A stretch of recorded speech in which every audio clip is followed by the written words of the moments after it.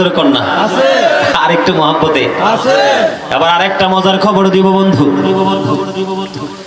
মজার খবরটা আপনাদের এলাকায় সুদ খায়নি মানুষ, এটাও কিন্তু হারাম। সুদ খাওয়ার যে কৌশল আপনারা তো জানেন না, আমরা দেখছি, আমি নিজে চোখে দেখছি। আপনার কাছে হাওলাত চাইলে কিন্তু বলবে ভাই হারাম না, যখন বলবেন ভাই মাস শেষে কিছু টাকা দিব, তখন খুব আরে আমার বাইরের কিছু টাকা আছে, তুমি ঠিকঠাক মতো লাভটা দিলে আইনা দিব। আর কিছু মহিলাও আছে বড় বড় বাটপার, ওদের কাছে টাকা হাওলাত চাইলে দিবে না, যখন লাভের কথা বলবে বলবে দুলাভাই আপার কাছে টাকা পাঠায়, চাইলে আনতে পারবো। ঠিক না ঠিক? বন্ধুরে আমার নবী জানিয়ে দিয়েছেন কিয়ামতের পূর্বক্ষণে পৃথিবীর এমন একটা অবস্থা হয়ে যাবে, মানুষ কি হালাল খাচ্ছে নাকি হারাম খাচ্ছে সেটার পরোয়াই করবে না। বর্তমান সমাজ কিন্তু এমন হয়ে গেছে, যদি টাকা পায়, যদি বন্ধু কিছু সুবিধা পায়, কিছু হাট বাজার পায়, সাথে সাথে সব কিছু ওই বড় লোকের কাছে, জালেমের কাছে বিক্রি করে দেয়। যিনি সুদ খায়, যিনি সুদ দেয়, যিনি সুদের স্টাম্প লেখে, যিনি সুদের টাকা কালেকশনে নিয়োজিত থাকে, প্রত্যক্ষ এবং পরোক্ষভাবে যিনি সুদের সাথে যুক্ত থাকে, সবার জন্য একই রকম সাজা। নাউজুবিল্লাহ বলেন না। আমার নবী যে মেরাজে গেছে আপনারা জানেন কি জানেন না? আরো জোরে কর না। সুদখোরের কি অবস্থা হবে আমার দিকে তাকান বন্ধু। আমার নবী জানিয়ে দিয়েছেন, আমার নবী যখন মেরাজে গেলেন জাহান্নামের দিকে নজর দিলেন, জাহান্নামের দিকে নজর দিয়ে চাইয়া দেখলেন এক একটা মানুষের পেট এক একটা ঘরের মতো বড় বড়, জোরে জোরে কন্যা নাউজুবিল্লাহ।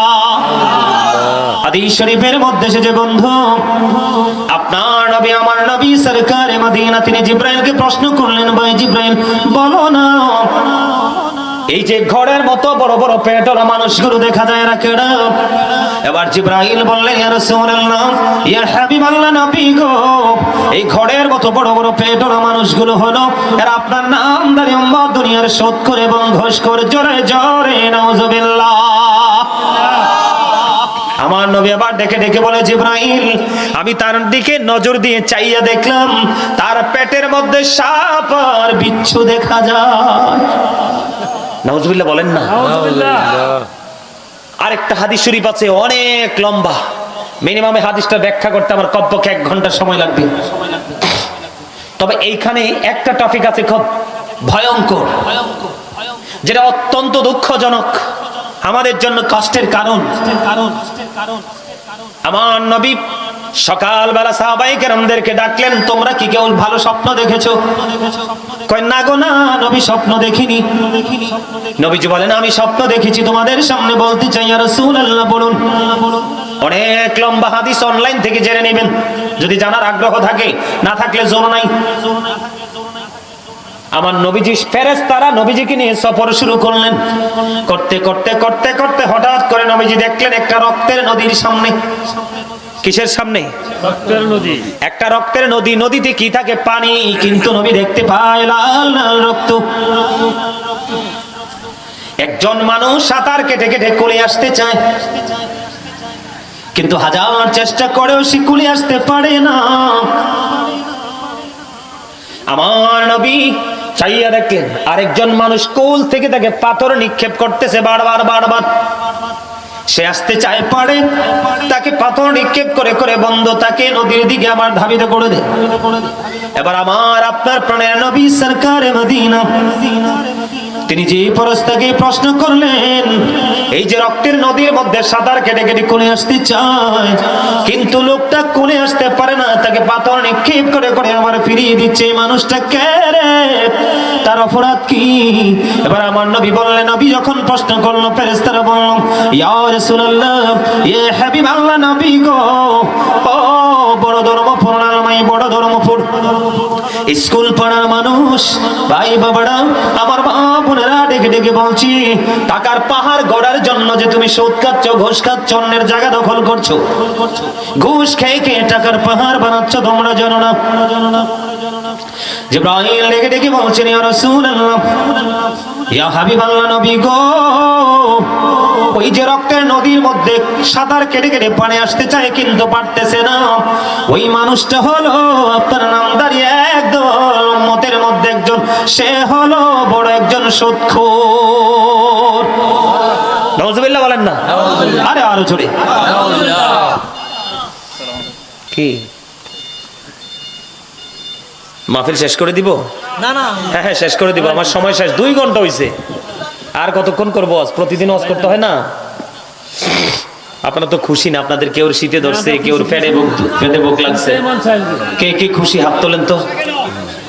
হেই, তোমরা যে মাহফিল করাও না, তোমাদের কমিটির লোকগুলো কই? কোথায়?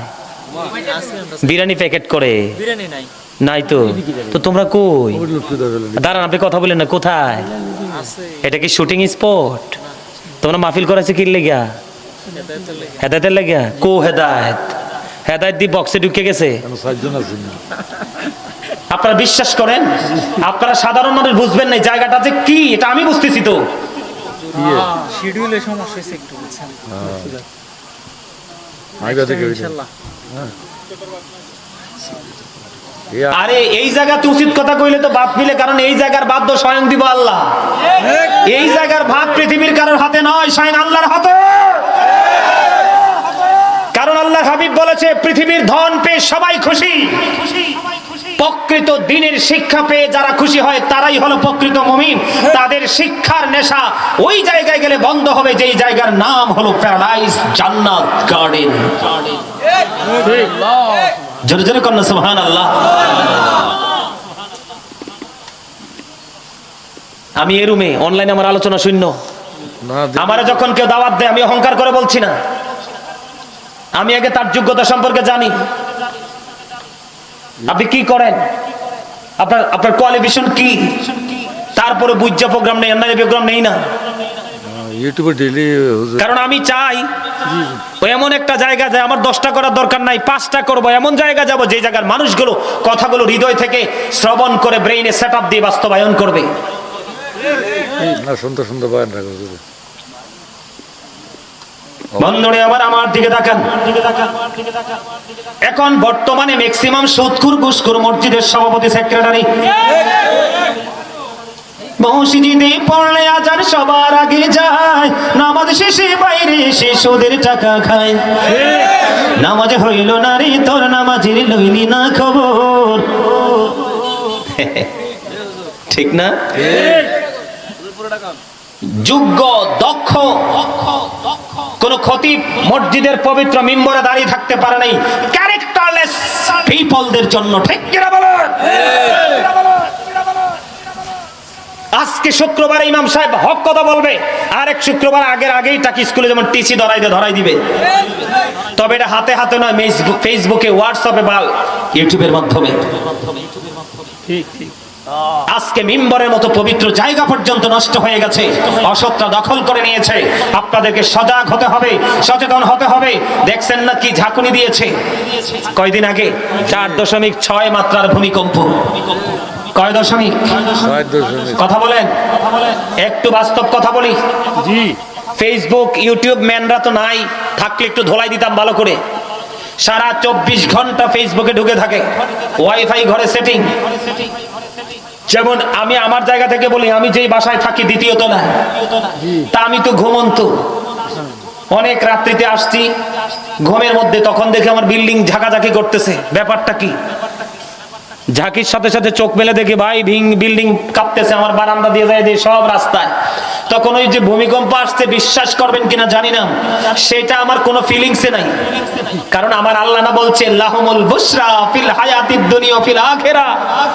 আমার আল্লাহ বলছে ইমানদার হওয়ার পরে যারা আমাকে ভয় করবে, আমি তাদের জন্য সুসংবাদ শুধু আখিরাতে নয় দুনিয়াতেও দিয়েছি। আমার সেফটি দিবে স্বয়ং আমার আল্লাহ।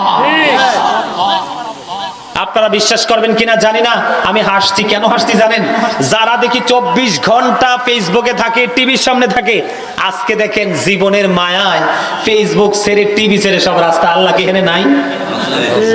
ঈসা নবীর জামানায় এক জালেম জুলুম করতে করতে এমন এক পরিস্থিতিতে গেছে, শেষ পর্যন্ত ঈসা নবী বলছে আজকে তোকে তালাক দিলাম, তুই আমার সঙ্গী থেকে তোকে আউট করে দিলাম। ঈসা নবী যাইতে দেরি, সাথে সাথে মাটি 2 দিক দিয়ে ফাঁক হয়ে গেল, আর এই জালিম মাটি গ্রাস করে ফেললো। বলে হুজুর আমরারে করে না কেন? ওই যে নবীজি যাওয়ার সময় বলে গেছে, আমি চলে যাওয়ার পর আমার উম্মতের জামিন কে হবে? আল্লাহ কথা দিছে আমি হব, কিন্তু আখেরাতে তো সুযোগ নাই। আখেরাতে কি নাই? কারণ যারা নবীর জন্য দুনিয়াতে কাঁদবে, নবী তাদেরকে আখেরাতে তাদের জন্য কাঁদবে। ওমা আই কি মিশা কইতেছি, নাই তো হাসাই কইতেছি কি? আর আই একখানা হাসা কথা কই, আই মিশা কইনো। আপনারা জবান বন্ধ রাখছেন কিল্লাই? ব্যাকগুণ আওয়াজ দিকন ঠিক না বে ঠিক? আর ব্যাকে মিলিকন ঠিক? আমার নবীকে জনক ব্যক্তি প্রশ্ন করলো, ইয়া রাসূলুল্লাহ কিয়ামত কখন হবে গো? আমার নবী বললেন, কিয়ামতের জন্য কি প্রস্তুতি নিয়েছো ইয়া রাসূলুল্লাহ? কিয়ামতের জন্য কোনো প্রস্তুতি নিতে পারেনি, তবে আপনি এবং আপনার আল্লাহকে, আল্লাহ এবং আল্লাহর হাবিবকে ভালোবাসি। নবীজি একটা সেকেন্ড দেরি করলেন না, তুমি নবীজি বললেন, তুমি যাকে ভালোবাসো তার সঙ্গে তুমি থাকবা।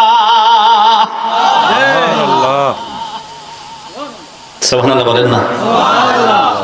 বলতেছিলাম বন্ধু, বুখারী শরীফে এসেছে হাদিস খানা, একজন মানুষ সুদের মাধ্যমে 10 টাকা জোগাড় করলো। কয় টাকা? 10 টাকা। হাদিস শরীফটা ব্যতিক্রম। হালাল টাকা 9 টাকা, 1 টাকা হলো সুদের। কয় টাকা? 1 টাকা হলো সুদের। আল্লাহর হাবিব সরকারে মদিনা তিনি বলে দিয়েছেন, সুদখোর শুধু সভাপতি নয়, সেক্রেটারি নয়, আপনারা সবাই মিললে যদি পাগড়ি লাগাইয়া মিম্বরে মেহরাবের মধ্যে ইমামতির জন্য দাঁড় করিয়ে দেন, তারপরেও তার জন্য জান্নাতের দরজা খোলা নাই। আমার রাসূল বলেছেন, বলতাম নি? বলেন। আমার রাসূল বলেছেন, লা তুকবালু সালাতুন বিগাইরি তুহুর ওয়ালা সাদাকাতুন মিন গুলুল। আমার নবী বলেছেন, পবিত্রতা ছাড়া নামাজ কবুল হয় না, হালাল টাকা ছাড়া দান সদকাও কবুল হয় না। আপনি তো সভাপতিরে তুলতে তুলতে মাথায় তুলে ফেলাইছেন, সেক্রেটারিরে তুলতে তুলতে কাঁধে উঠাই ফেলাইছেন, ঠিক কিনা বলে? আবার বের হওয়ার সময় আপনি জুতাগুলো একটু আগায়া দেন, ঠিক না বেঠি? কিন্তু আপনি তো জানেন না, হি ইজ ভেরি ক্যারেক্টারলেস। ঠিক ঠিক কথা ঠিক। ঠিক না ঠিক? আপনি তো জানেন না সে চরিত্রহীন, সে কখনো মুমিন নয়। নবী বলেছেন, কেউ জবান দিয়ে হাত দিয়ে যদি কোনো মানুষের ক্ষতি করে, রাসূল তিনবার বলেছেন সে মুমিন নয়। আল্লাহু লা ইউমিনু, আল্লাহু লা ইউমিনু, আল্লাহু লা ইউমিনু। বিজান ভাই আসেনিও? আছে আছে। তিনবার বলছেন নবীজি, সে তো মুমিন নয়। তুমি যে তাকে এগিয়ে দিচ্ছ, আল্লাহর হাবিব বলেছেন, তোমরা কেন এত বোকা? সে 9 টাকা হালাল যুক্ত করেছে, 1 টাকা সুদের টাকা যুক্ত করেছে। এই কারণে আমার নবী বলেছেন, কিয়ামত পর্যন্ত যদি জামা পরে নামাজ পড়তে থাকে, একটা দিনের সেজদা আল্লাহর দরবারে কবুল হবে না। হ্যাঁ, উচিত কথা কয়ে চাকরি গেছে গা নাই? চাকরি গেলে কি হয়েছে? আরে যেখানে দেখবেন, আমি আপনাদেরকে বলে যাই, আজকে এই অসংখ্য মিডিয়ার মাধ্যমে যেখানে দেখবেন যে সভাপতি, সেক্রেটারি মুতাল্লি ফাইজলামি করে, ক্যারেক্টারের চরিত্রহীন, এটারে জোর করে ধরে খাড় করে দিবেন, বলে তোমার বেতন প্রতি মাসে 50,000 আমরা দিব, তুমি নামাজ পড়াও। আর না পারলে এমন ফিরা দিবেন, একবার জন্মের সাইজ করে দিবেন। এরকম যদি করতে পারেন, তাহলে সমাজের মধ্যে, জাতির মাঝে, মুসলমানের মধ্যে শান্তি ফিরে আসবে। অন্যথায় শান্তির স্বপ্ন দেখা ভুল।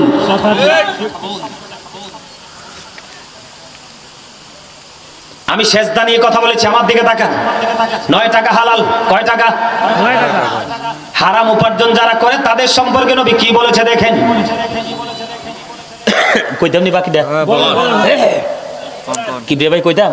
বলেন কইতাম বলি না, না মুই চা খাই না। উচিত কথা কইতে আমরা আছি না। আই তো কিতা কইতাম, আমি কুমিল্লা ভিক্টোরিয়া কলেজের ছাত্র, আর কইল কি মূর্খের আত্মা নেই না, জীবনও না। অনলাইনে দেখেন নাই? দেখি তো। গাজীপুরে যে গেছি, কয় লক্ষ ওহাবি, কয় লক্ষ নবীর দুশমন যে একলগ হইছে, কল্পনা করতে পারতেন না। আমি শুধু 1% একজন শুধু মিলাদের দলিল দিতে বলছে, যখন ওয়াজ শুরু করছে সব ভেঙে গেছে। ময়মনসিংহে গেছি, এমন ভাবে অ্যাটাক করছে। পরে যখন কথা বলা শুরু হয়েছে, পরে আপনারা মিডিয়াতে দেখছেন কিনা জানি না, মুন্সিরে ফিরে দেই নাই, আউ দাও আপনারা কয়দিন আগে দেখছেন উত্তরবঙ্গে মিলাদ কিয়াম নিয়ে নবী নূর মাটি নিয়ে একটা বাহাস হয়েছে, কঠিন ভাবে পরাজিত হয়েছে। কথা বলেন না কেন? হক কথা যারা আলেম তারা কখনোই হক কথা বলতে দ্বিধা করে না, কারণ আল্লাহ রাব্বুল আলামিন আমাকে কি করেছেন? আল্লাহ বলেছেন ফি আইয়ি সূরাতিন মা শাআ রাক্কাবাত। আল্লাহ বলেছেন আল্লাহ ক্রিয়েটেড দ্য মাইন্ড। আল্লাহ বলেছেন আমাদেরকে আল্লাহর ইচ্ছে মতো করে বানাইছে। ওমা সুবহানাল্লাহ কয় না? সুবহানাল্লাহ। আরে আমি গাজী সুলাইমান রে বানাইছে না তো আপনাদের সব বানাইছে। তা আমার লগে লগে আপনারা খুশি হওয়ার কথা না? সূরা 3 খুঁজে দেখেন, আল্লাহ বলেছেন লাকাদ খালাকনাল ইনসানা ফি আহসানি তাকবীম। আল্লাহ বলেছেন আসমান জমিন চন্দ্র সূর্য 18,000 মাখলুকাত 80,000 আলমের মধ্যে আল্লাহকে আমি সবচেয়ে বেশি সুন্দর করে বানাইছি মানুষরে। সুবহানাল্লাহ। আর মানুষটি কালো হইলো কেন? কথা কন না কিল্লাই? আরে মানুষটি কালো হইলো কিল্লাই? দুনিয়ার প্রেমে পড়ে। কিসের প্রেমে পড়ে? দেখেন যেই মানুষটার কাছে লোভ নাই সেই মানুষটা অনেক সুখী, আর যেই মানুষটার মধ্যে লোভ আছে তার চেয়ে বড় অভিশপ্ত আর কিছু হতে পারে না। আপনারা একটু মন দিয়ে শোনেন বন্ধু, নেগেটিভ এন্ড পজিটিভ দুইটাকে আইডেন্টিফাই করে নেবেন। আমার নবী বলেছে 9টি টাকা তুমি হালাল, আর 1টি টাকা তুমি সুদের লাগাইলা, ঘুষের টাকাইলা, চুরির লাগাইলা, ডাকাতির লাগাইলা। সেজদা কত দামি! আল্লাহ মানুষের বডির মধ্যে যা কিছু গঠন করেছে, যুক্ত করে দিয়েছে, এর মধ্যে সবচেয়ে প্রিয় জায়গা হলো মানুষের কপাল। আল্লাহ কই বান্দারে তোরা তো জানোস না এই কপালটা আমি বড় মায়া করে বানাইছি, কারণ তোরাই কপাল আমি খোদার কুদরতি কদমে লাগাবি। তুমি কদম লাগানোর পরেও তোমার এই কপাল আল্লাহর দরবারে কবুল হলো না, তার কারণ হলো তুমি তো আল্লাহর সাথে যুদ্ধ ঘোষণা করেছো। আল্লাহ রাস্তা দেখাইছে একটা, তুমি নিছো আরেকটা। রাসূল রাস্তা দেখাইছে একটা, তুমি নিছো আরেকটা। 1টি টাকা হারামের কারণে তোমার এই পোশাক হারাম হয়ে গেছে, নামাজ কবুল হবে না। জি না। কিন্তু হযরতে আবু যর রাদিয়াল্লাহু তাআলা আনহু থেকে হাদিস দেখেন, হাদিসের রাবী হলেন হযরতে আবু যর রাদিয়াল্লাহু তাআলা আনহু। আমার নবী শীতের দিনে বের হলো, বের হওয়ার পরে গাছের দিকে তাকায়া দেখলেন গাছের পাতাগুলো ঝরে ঝরে পড়ছে। আমার নবী হাত উঠান দাদা। আমার নবী হাদিস শরীফের ভাষা, আমার নবী গাছের ডালা টাচ করলেন, ধরলেন। আপনারা বলেন গাছে যখন বড়ি পাকে ধরলে বেশি পড়ে না কম পড়ে? বেশি পড়ে। যেই কোনো ফল গাছে পাকলে, বিশেষ করে বেল পাকার পরে 1 সেকেন্ড আপনার ক্ষমতা নাই গাছে রাখা। বলে হুজুর জানেন কেমনে? জীবনে পাকা বেল নানার গাছ থেকে অনেক ইটাইয়া খাইছে, একটু লাগলেই কিন্তু পড়ে যাইতো। ঠিক না? ঠিক। হ্যাঁ আসেনি? অনেকটা যে পড়তো তাহলে এক্সাম্পলটা একটা 100% হইতো। পড়বো, আমি চলে গেলে পড়বে, সমস্যা নেই। দেখেন কত গুরুত্বপূর্ণ নিয়ামত আমাদের জন্য, মুমিনের জন্য, বিবেকবানদের জন্য, চালাক মানুষের জন্য। আমার নবী গাছের ডালাটা ধরলো, ধরার পরে গাছের পাতা আরো বেশি বেশি ঝরতে শুরু করলো। কয়দিন পরে দেখবেন আপনাদের এলাকার একটা গাছও পাতা থাকবে না। বসন্ত আসার আগে আগে আবার নতুন করে পাতা গজাবে, একইবারই রূপে গুণে পড়ে যাবে প্রত্যেকটা বৃক্ষ আলাদা আলাদা রূপে। বন্ধুরে আমার কত মজা খবর শোনো, আমার নবী ধরার পরে আবার একটা ডাক দিলেন, রে আবু যর। আবু যর উত্তর দিল, লাব্বাইকা ইয়া রাসূলুল্লাহ, আমি হাজির। আমার নবী বলল, রে আবু যর তুমি নজর দিয়ে চাইয়া দেখো রে, শীতের কারণে শুষ্ক হয়ে কেমনি ভাবে গাছের পাতাগুলো জোরে জোরে পড়ছে।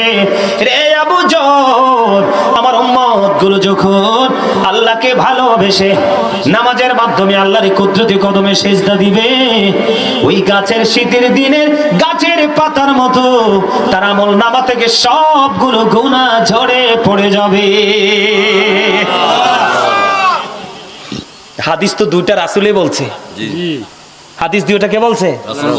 রাসূলে বলছে। আল্লাহর কথা অমান্য করার কারণে তোমার নামাজ বাতিল, সেজদা বাতিল হয়ে গেছে। আল্লাহর হাবিব বলেছেন কিয়ামতের পূর্বক্ষণে পৃথিবীতে একটা সেজদা তো দামি হবে, পৃথিবী এবং পৃথিবীর মধ্যে যা কিছু আছে সব কিছুর চাইতে একটা সেজদা দামি বলে গণ্য হবে, কারণ সেজদা দেওয়ার মানুষ থাকবে না। তার অন্যতম প্রমাণ হলো আজকের এই মাহফিল। আপনারা আমার ইচ্ছা মতো বকেন, দাদাকে খারাপ কইছি? জি না, ভুল বলছি? মিজান ভাই খারাপ বলছি? কিছু আলামত বুঝা যায় না। আপনারা বলেন, আমার দিকে তাকান দাদা ভাই যারা আছেন, যারা এই শুটিংটা করে চলে গেল তারা কি সেজদা দিবে আপনাদের মনে হয়? তারা কি মোবাইল থেকে বের হবে? তারা কি ফেসবুক থেকে বের হবে? এগুলো কিয়ামতের আলামত। এটার জন্য দায়ী কারা জানেন? পিতামাতা। You are great, absolutely right answer. আল্লাহ রাসূল বলেছেন, এই যুবক, আজকে বাবা হওনি, কালকে বাবা হবে, জীবনে আর দেখা হয় কিনা জানি না। তোমরা শুনে রাখো, আজকে একটা কথা বলে যাই আমি। আল্লাহ রাসূল বলেছেন, বাবা যারা হয়েছে, মা যারা হয়েছে, every parent should take care their children very carefully.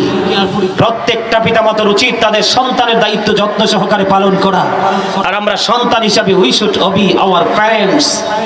আমরা সন্তান হিসাবে আমাদের প্রত্যেকের উচিত আমাদের পিতামাতাকে মেনে চলা, কারণ আল্লাহ রাসূল বলেছেন, আদিবু আওলাদাকুম আলা তালাতি খিসালিন হুব্বি নবিকুম ওয়া হুব্বি আহলি বাইতিহি ওয়া আলা কিরাতিল কুরআন। আমার রাসূল বলেছেন, বাবা যারা হয়েছো তোমরা তোমাদের সন্তানদেরকে তিনটি বিষয় শিক্ষা দাও। হুব্বি নবিকুম, teach the love of the prophet, নবীর প্রেম শিখাও, কারণ নবীর প্রেমের মধ্যে সব কিছু লুকায়িত। অহব্বি আহলে বাইতিহি, নবীর পরিবারের ভালোবাসা শিখাও, এই পরিবারের মধ্যেই পুরো রাসূলের জীবন আদর্শ বিরাজমান। তারপরে বলেছে ওয়ালা কিরাতিল কুরআন, learn to recite the holy Quran, কোরআন শিখাও। Allah is all in all, follow his law and light for eternal success. আল্লাহ সব, তারপরেও কিন্তু আল্লাহ আমাদের ল মানে আইন পাঠিয়েছেন, সেটা কি? কোরআন, দ্য হোলি কুরআন। কোরআন পাঠিয়েছেন, কারণ আল কোরআন the ultimate miracle, the ultimate miracle 19 of the holy Quran. কোরআন শুধু ধর্মগ্রন্থই নয়, প্রাচুর্যপূর্ণ বিজ্ঞানের এক মহা উৎস, সাক্ষী বিজ্ঞানময় কোরআন। আজকে কোরআন থেকে বিজ্ঞান আবিষ্কৃত হয়েছে, আর হওয়ার কারণে পৃথিবী আপনার আমার হাতের মুঠোই। ল এন্ড লাইট, ল হলো আইন, আর লাইট মানে হলো নূর, নূর মানে হলো আলো, আলো হলো আপনার আমার প্রাণের নবী, সিরাজুম মুনীরা, উজ্জ্বল প্রদীপ মুহাম্মদ রাসূলুল্লাহ। আপনাদের জন্য আমার হৃদয় ভরা ভালোবাসা, হৃদয় ভরা দোয়া চিরকাল থাকবে। আমি আপনাদেরকে মনে রাখবো, প্রত্যেকটা মাহফিলে আমি আপনাদেরকে দোয়াতে স্মরণ রাখবো, কারণ আমার জীবনের ইতিহাসে আজকেই ফার্স্ট।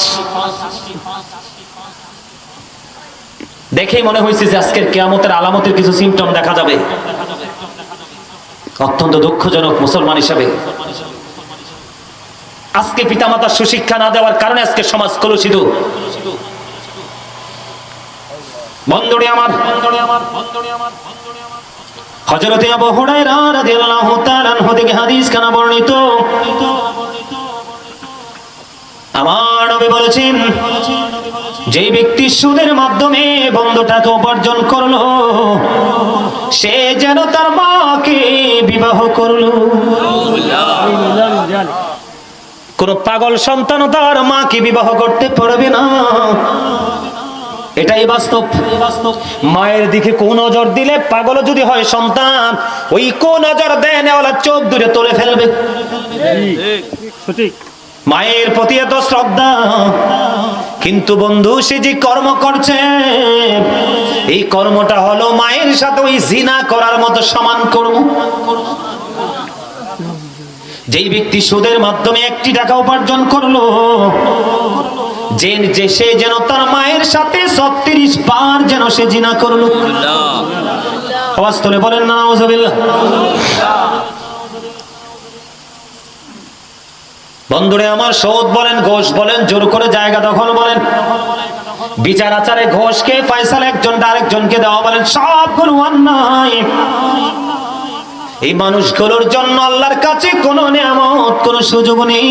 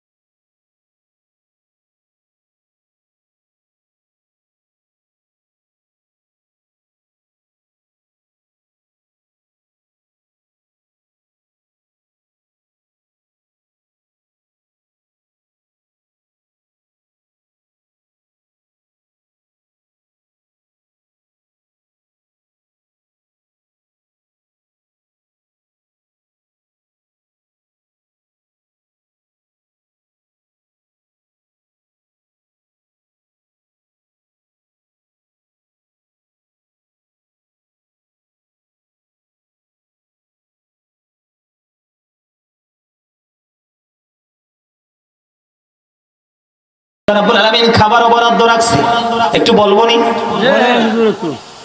তাদের জন্য খাবার, যেমন ধরেন মানুষের মধ্যে যখন ক্লান্তি আসে, পানির পিপাসা লাগে, তারা গরম পানি খায় না, ঠান্ডা পানি খোঁজে, ফ্রিজিং করা। বন্ধু, কাল কিয়ামতের ময়দানে অপরাধী জালেমগুলোর এমন পরিস্থিতি হবে। হাদিস শরীফের মধ্যে 2 রকম বর্ণনা আমি পেয়েছি। অনেক বেশি পিপাসা লাগবে তাকে, এত বেশি উত্তপ্ত গরম পানি খাওয়ানো হবে। আবার কোন কোন হাদিসের মধ্যে এসেছে মাথা দিয়ে ঢেলে দেওয়া হবে। ঢেলে দেওয়ার কারণে তার ভিতরের মধ্যে, পেটের মধ্যে কত কিছু থাকে না, তার ভিতরের মধ্যে যা কিছু আছে রে সব কিছু বন্ধু, ওই জুস তো দেখেন, জুস, ম্যাঙ্গো জুস দেখেন না, লাল, বিশেষ করে প্রাণ কোম্পানি, এরকম ইস্পাহানি কোম্পানির জুস গুলো, তার ভিতর থেকে সব কিছু বন্ধু লিকুইড হয়ে বের হয়ে যাবে রে। বাঁচতেও পারবো না, মরতেও পারবো না, পালাতেও পারবো না, কারণ আল্লাহ বলেছেন ইন্না বাতশা রাব্বিকা লাশাদীদ, আল্লাহর ধরা খুবই শক্ত। এবার আসেন, কোরআনের মধ্যে এসেছে জাক্কুম। কি? এটা একটা বিষাক্ত ফল। আমি আপনাদেরকে বুঝাই, দুনিয়াতে আপনি সুদের হোক আর ঘোষের হোক, যেভাবেই হোক না কেন, দুনিয়াতে গরুর গোস্ত ভাল লাগে না, খাসির গোস্ত? খাসি ভাল লাগে না, উটের গোস্ত? পুকুরের মাছ ভাল লাগে না, নদীর মাছ? ঠিক কিনা বলে? বাংলাদেশের কোন জায়গার মাছ মজা নাই, কিন্তু কুলিয়ারচর নদীর ঘাটের মাছ বড় মজা। কুলিয়ারচর, ওই যে কিশোরগঞ্জ যাইতে, আমি আমার মায়ের পছন্দের মাছ কিন্তু মাহফিল শেষ করে এসে ওখান থেকে কিনে আনছিলাম কয়েকবার। মাহফিল শেষ, মাছ ধরা মাছ বাজার আসার সময় দাম টাম নাই, মাছ আইসে নিয়ে আসছি, অনেক মজার মাছ। আমি কিন্তু খাই না কোনো মাছ, তাদের জবান থেকে বলছি। কিন্তু বন্ধু, তুমি এমন কুকর্ম করেছো, মানুষের মনের গড়ে তুমি ধারালো ছুরি চালিয়েছো, বিটাহীন করেছো। একজন অপরাধীর পক্ষে রায়টা দিয়ে তাকে আরো অপরাধী হওয়ার সুযোগ করে দিয়েছো, ঠিক কিনা বলেন? একজন জালেমের পক্ষে সমর্থন দিয়ে আরো বড় জালিয়াতি করার সুযোগ দিয়েছো। যেমন বর্তমান বাজারে নিত্যদিনের চাহিদা মানুষ সরকারের দোষ দেয়। কার দোষ? কথা বলেন না কেন?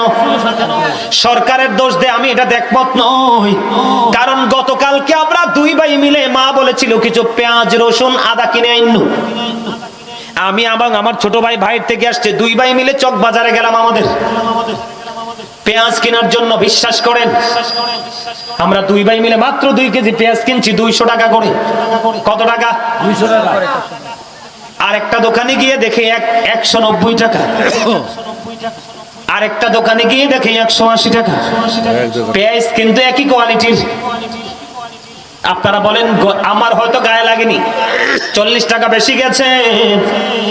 আমাদের দেশ হলো গরিব এবং মধ্যবিত্তের দেশ, তাদের উপায় কি বলেন আমাকে একটু? এটা কি জুলুম কিনা? অত্যাচার কিনা? বন্ধু, সবগুলো আপনাদের বিবেক দিয়ে বেছে নেবেন।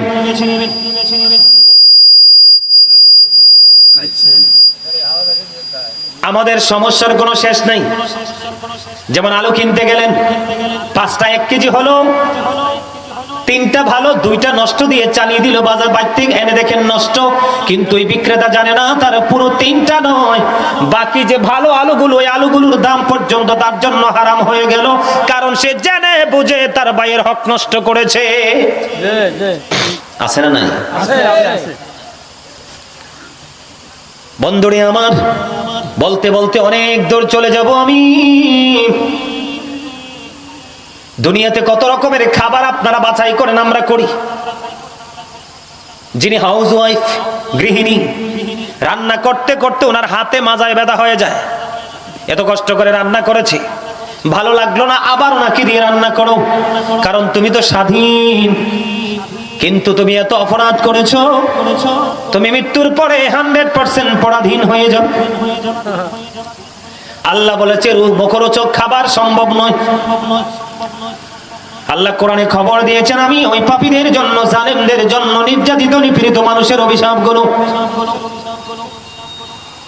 তুমি রাতের অন্ধকারে জুলুমের টাকা নিয়ে মদের আসর বসিয়েছ, সব নারীদের কিনাচানাচি করেছ, আর যার উপর নির্যাতন করেছ সে তাহাজ্জুদের সময় বসে বসে আমার কাছে চোখের অস্ত্র দিয়ে চিঠি লিখেছে। ঠিক না বে ঠিক? আরো জোরে বলে।